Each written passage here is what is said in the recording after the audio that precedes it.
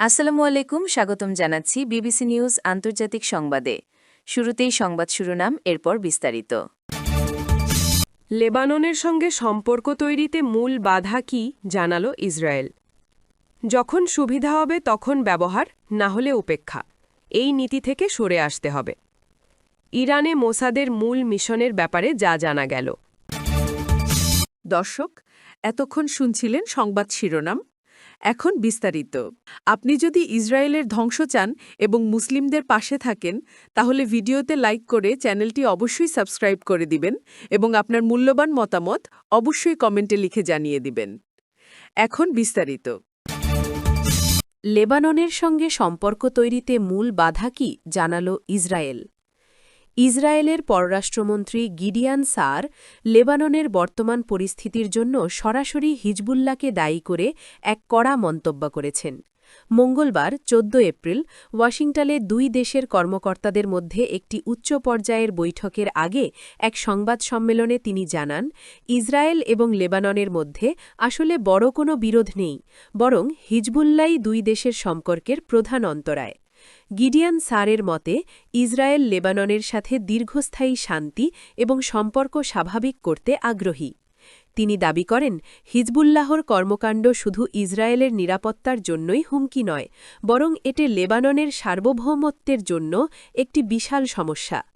তার ভাষ্যমতে, এই সশস্ত্র গোষ্ঠীটি দুই দেশের শান্তিপূর্ণ সহাবস্থানের পথে একমাত্র বাধা হয়ে দাঁড়িয়েছে।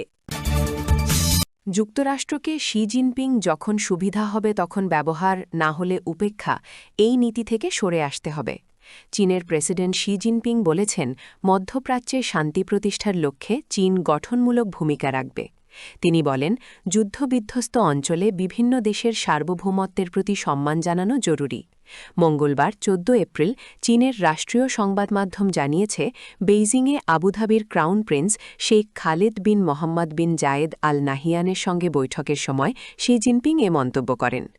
এ সময় তিনি মধ্যপ্রাচ্য ও উপসাগরীয় অঞ্চলে শান্তি বজায় রাখতে কয়েকটি প্রস্তাবও তুলে ধরেন। সেই বলেন, মধ্যপ্রাচ্যের উপসাগরীয় দেশগুলোর সার্বভৌমত্ব, নিরাপত্তা এবং ভৌগোলিক অখণ্ডতাকে আন্তরিকভাবে সম্মান জানাতে হবে। আন্তর্জাতিক আইনের শাসন রক্ষা করা মানে যখন সুবিধা হবে তখন ব্যবহার, না হলে উপেক্ষা, এমন দ্বিমুখী নীতি গ্রহণ করা নয়। সম্প্রতি ইরান ও যুক্তরাষ্ট্রের মধ্যে পাকিস্তানে অনুষ্ঠিত এক দফা আলোচনা কোনো সমঝোতা ছাড়াই শেষ হয়েছে। এ বিষয়ে মার্কিন ভাইস প্রেসিডেন্ট জেডি ভ্যান্স বলেন, যুদ্ধবন্ধে এখন সিদ্ধান্ত নেওয়ার পালা ইরানের। ইরানে মোসাদের মূল মিশনের ব্যাপারে যা জানা গেল।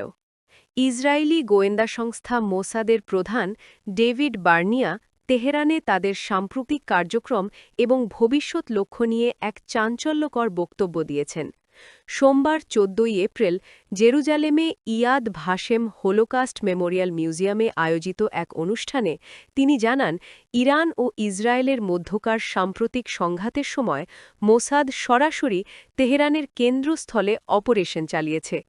তিনি দাবি করেন, মোসাদের দেওয়া নিখুঁত গোয়েন্দা তথ্যের ভিত্তিতেই ইসরায়েলি বিমানবাহিনী ইরানের সেই সব ক্ষেপণাস্ত্র ঘাঁটিতে হামলা চালাতে সক্ষম হয়েছে, যা ইসরায়েলের জন্য বড় ধরনের হুমকি ছিল। তবে বার্নিয়া সতর্ক করে দিয়ে বলেন, হামলা বা লড়াই শেষ হলেও মোসাদের মূল মিশন এখনও শেষ হয়নি। তিনি স্পষ্ট করে জানান, তেহরানে বিমান হামলার পরবর্তী সময়ের জন্যেও তারা নিবিড় পরিকল্পনা করে রেখেছেন। মোসাদ প্রধানের মতে, বর্তমান অভিযানটি কেবল সাময়িক কোনো সামরিক পদক্ষেপ নয়, বরং এটি একটি দীর্ঘমেয়াদী লক্ষ্য অর্জনের অংশ।